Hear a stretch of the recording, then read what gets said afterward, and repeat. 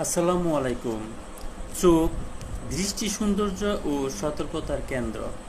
চোখ আমাদের দৈনন্দিন জীবন ও কর্মক্ষমতার মূল চালিকা শক্তি।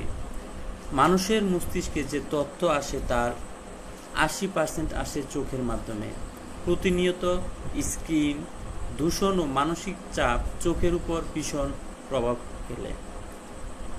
এরিজোনা কলেজ অব অপথ্যালমোলজি এর মতে চোখের জন্য গুরুত্বপূর্ণ পুষ্টিগুলোর মধ্যে রয়েছে vitamin A, C, E, zinc ও মেগা-3 ফ্যাটি অ্যাসিড। গাজর, পালং শাক, ব্লুবেরি, ডিম ও বাদাম চোখের স্বাস্থ্যের জন্য দারুণ উপকারী। কমপক্ষে 20 মিনিট পর পর চোখের বিশ্রাম, নিয়মিত পানি শূন্যতা রোধ এবং সূর্য রশ্মি থেকে চোখ বাঁচানো অত্যন্ত জরুরি।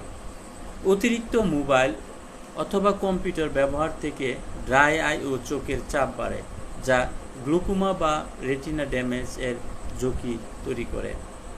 দৃষ্টির আলো যদি নিভে যায়, জীবনের রং একাকী হয়ে যায়। চোখের যত্ন নিন প্রতিদিন, পুষ্টিকর খাবারে করুন চিন। দৃষ্টি থাকুক উজ্জ্বল ও পরিষ্কার, তবেই জীবনে আসবে সুখ সবার। ধন্যবাদ।